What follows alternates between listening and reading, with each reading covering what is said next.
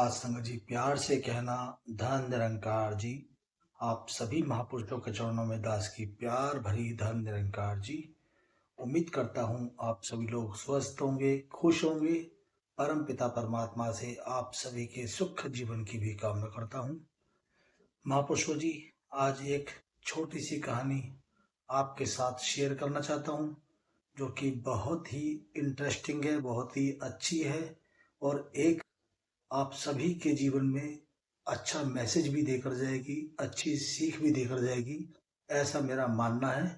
अगर आपको ये कहानी अच्छी लगे तो प्लीज़ इसको लाइक करें, शेयर करें, कमेंट करें।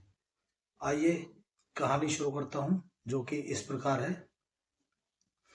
एक बार एक आदमी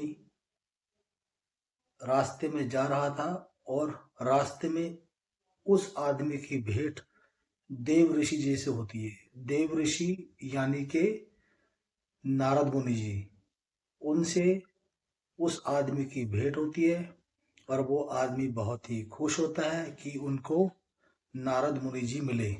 वो उनको प्रणाम करता है और बहुत ही प्रसन्न होता है। तो नारद मुनि जी भी उससे बहुत प्रसन्न होते हैं, उससे मिलकर बड़े खुश होते हैं। वो कहता है, देव ऋषि जी, मैं कुछ जानना चाहता हूँ, क्या आप मुझे बताओगे? तो देव ऋषि जी बोलते हैं कि हाँ बताओ, आप क्या पूछना चाहते हो मुझसे। तो वो इंसान कहता है कि देव ऋषि जी, मैं ये जानना चाहता हूँ कि मेरे भाग्य में क्या लिखा है, क्या आप बता सकते हो मुझे? तो देव ऋषि जी बोलते हैं कि ये मैं नहीं बता सकता आपके भाग्य में क्या लिखा है, लेकिन मैं भगवान विष्णु जी से पूछकर ये आपको अवश्य ही बताऊंगा कि आपके भाग्य में क्या लिखा है। आप कल इसी समय मुझे यहीं मिलना और मैं भगवान विष्णु जी से आपके बारे में पूछकर आपको निश्चित तौर पर बताऊंगा कि आपके भाग्य में क्या लिखा हुआ है। अब अगला दिन आता है और देव ऋषि जी जैसे कि बताए गए थे उसी समय पर आ गए और उस आदमी को बोला कि मैंने भगवान विष्णु जी से पूछा कि आपके भाग्य में क्या लिखा है। तो उन्होंने बताया है कि आपके भाग्य में दिन का 1 रुपया लिखा है। मतलब आप पूरे दिन में 1 रुपया ही कमा सकते हैं, ये आपके भाग्य में ऐसा लिखा हुआ है। तो वो आदमी ये जानकर बड़ा प्रसन्न हुआ कि चलो, मेरे भाग्य में 1 रुपया लिखा है, मेरा तो इतना ज़्यादा खर्चा भी नहीं है, मेरा आराम से इसमें जीवन व्यतीत हो जाएगा। तो उसके दिन पे दिन 1 रुपया मिलता गया और वो अपना जीविका चलाता गया, बहुत खुश था। तो एक दिन उस आदमी का मित्र उसे मिलता है, जिस आदमी के भाग्य में 1 रुपया था। तो उसका मित्र मिलता है और वो अपने मित्र की सादगी पर बहुत मोहित होता है। वो देखता है कि उसकी सादगी कितनी अच्छी है और वो 1 रुपया कमाता है दिन में, लेकिन उसके बावजूद भी बड़ा खुश रहता है और उसका मिजाज, उसका व्यवहार बहुत ही अच्छा लगता है। तो उसका दोस्त कहता है कि मित्र, मैं आपसे कुछ बात करना चाहता हूँ और आपसे कुछ कहना चाहता हूँ, अगर आप अनुमति दे तो। अब जिसकी कमाई 1 रुपया थी, वो कहता है, हाँ बोलो मित्र, आप क्या कहना चाहते हो मुझसे? तो वो कहता है कि मैं अपनी बहन का विवाह आपके साथ कराना चाहता हूँ। तो जिसकी कमाई 1 रुपया थी, वो कहता है कि आप अच्छी तरह सोच ले, समझ ले, विचार कर ले। मैं जो हूँ आपके सामने खड़ा हूँ, मेरी 1 रुपया कमाई है और इसी में आपकी बहन को भी गुजारा करना पड़ेगा। अगर उनको ऐसा लगता है वो गुजारा कर पाएंगी, खुश रह पाएंगी मेरे साथ, तो मुझे कोई आपत्ति नहीं है आपकी बहन के साथ विवाह करने में।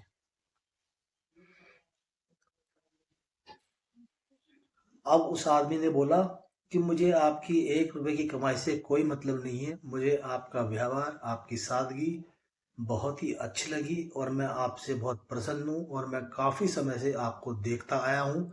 आपके साथ मेरे संबंध भी अच्छे हैं, आपका व्यवहार भी अच्छा है, आप मुझे बहुत ही पसंद हो और मुझे ये रिश्ता मंजूर है। अपनी बहन की शादी आपसे ही कराऊंगा। तो वो आदमी कहता है, ठीक है, मुझे भी मंजूर है और मैं शादी करने के लिए तैयार हूँ।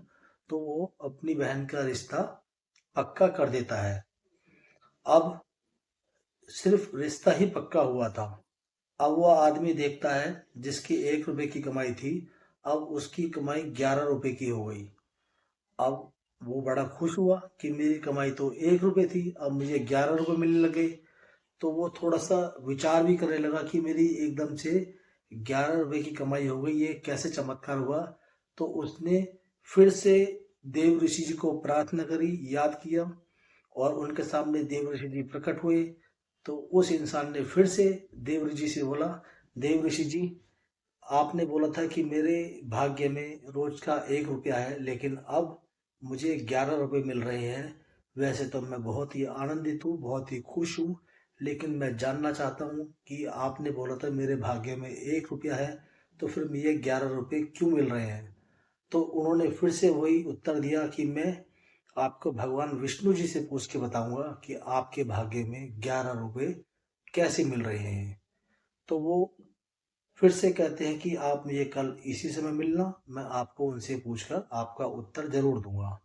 अब देव ऋषि जी के कहे अनुसार वो उसी समय पे फिर मिलते हैं और कहते हैं कि भगवान विष्णु जी ने बोला है कि आपका कोई संबंध बनने वाला है, आपका रिश्ता पक्का हो गया है, तो ये 10 रुपये उस लड़की के भाग्य के हैं जिससे आपका संबंध जुड़ रहा है। तो वह आदमी बहुत ही खुश होता है, चलो 1 रुपया मेरे भाग्य का और 10 रुपये जिससे उसकी शादी होने वाली है उस लड़की के भाग्य, उन दोनों को मिला के 11 रुपये मिलने लगे। वो बहुत ही खुश था, उनकी शादी भी हो जाती है और देखते देखते उसकी वाइफ गर्भवती भी हो जाती है। तो जब गर्भवती होती है तो वो देखता है कि उसकी जो कमाई थी वो 31 रुपये हो गई है। अब वो बहुत ही प्रसन्न हुआ, बहुत ज़्यादा। तो उसने सोचा कि पहले मेरी कमाई सिर्फ 1 रुपये थी, फिर 11 रुपये हुई और अब सीधा 31 हो गई। तो उसको बहुत ही खुशी महसूस हुई, लेकिन उसके अंदर ये भी इच्छा थी जानने की कि मेरी 31 रुपये कमाई कैसे हुई। तो वो फिर से देव ऋषि को याद करता है और देव ऋषि जी उसके सामने प्रकट होते हैं और वो फिर से पूछता है, देव ऋषि जी, मेरे भाग्य में 1 रुपया लिखा था, फिर 10 रुपये जिससे मेरी शादी हुई उनके भाग्य थे, दोनों 11 रुपये हो गए दोनों के भाग्य के मिला के, लेकिन अब मुझे 31 रुपये मिल रहे हैं। तो ये कैसे चमत्कार हुआ मैं समझ नहीं पा रहा हूँ, मैं अपनी खुशी को शब्दों में बयान नहीं कर सकता, लेकिन मैं जानना चाहता हूँ, मैं जानने के लिए इच्छुक हूँ। आप मुझे बताएं ये 31 रुपये का आंकड़ा कैसे हुआ।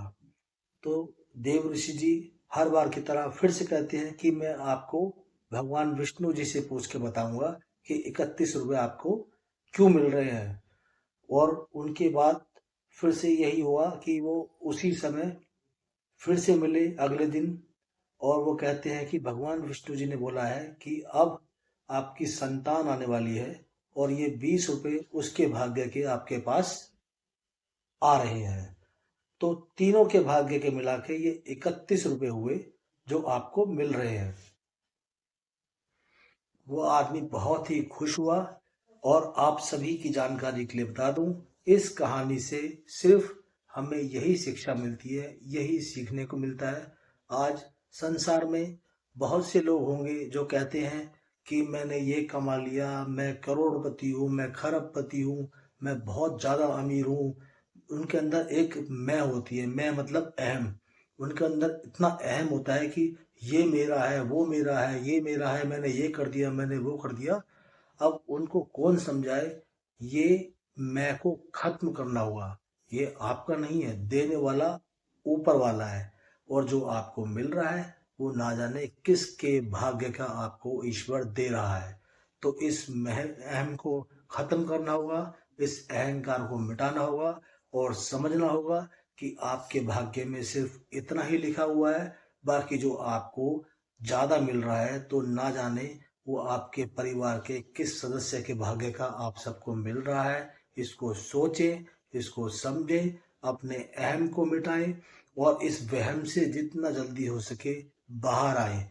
जब वो इंसान इस पृथ्वी से अपने निज धाम जाएगा, उसकी माया, उसकी छाया उसके साथ जाएगी, उसके भाग्य का जो मिल रहा है वो भी उसके साथ जाएगा।